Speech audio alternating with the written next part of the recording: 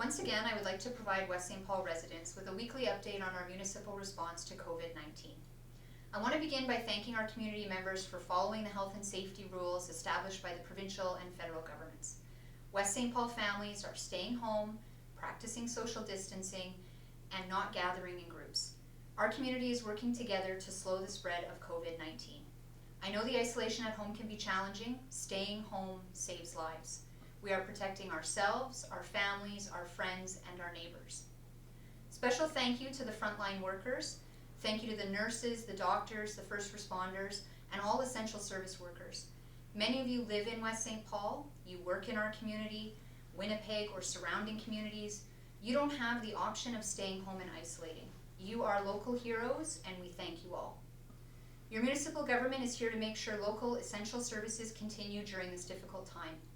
Services like emergency response, water and sewer, garbage and recycling collection, and road clearing are all continuing without interruption. Council will continue to make important decisions on behalf of our residents during this challenging time. Decisions that help protect our community members. Last week, Council held a special meeting by video conference. Council voted in favor of a new video conference meeting format during COVID-19 to ensure the safety of our council members, municipal staff, and our residents. This new meeting format will continue until such time as it becomes safe for our regular meetings to continue. At our first video council meeting, your West St. Paul Council discussed the closure of 9 play structures located throughout our community. Council voted in favor of closing these play structures. Notices of the closures will be posted on all 9 play structures. Swings will be removed and slides will be taped off. Even with the signs indicating that play structures are closed, parents will need to ensure their children do not play on the equipment. Removing and rebuilding equipment in our community would be very costly for our taxpayers. I'm sure we can all help out and inform our children so that they understand the risks of COVID-19 and the importance of playing safely in open green spaces or on their own yards.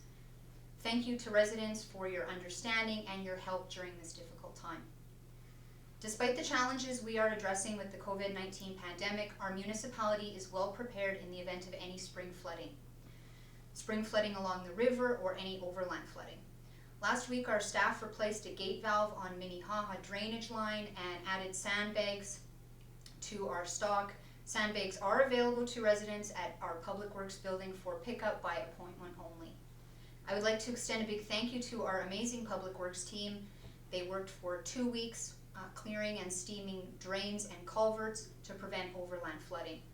Thanks to their hard work, all the high priority problem areas in West St. Paul were addressed, and we thank the residents for your patience as these drainage issues were looked after as quickly as possible.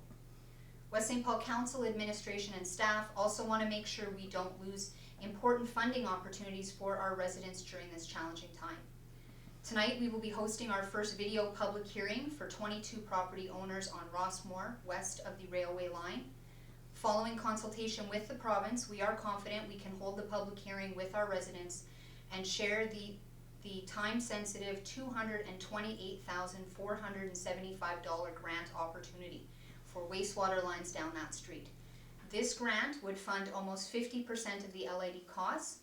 Please check our website and social media for the link to watch and participate in the public hearing, where we want to make sure that you can openly participate and that everyone has an opportunity to speak at the public hearing. West St. Paul will continue to provide the most up-to-date information and share all provincial bulletins for COVID-19 by email. Please visit our municipal website and sign up to receive our emails if you are not receiving this information at this time. Thank you to all West St. Paul residents who continue to follow the recommendations of Manitoba Health by frequently washing your hands, practicing social distancing, and staying home whenever possible. Your actions are helping to save lives. Thank you.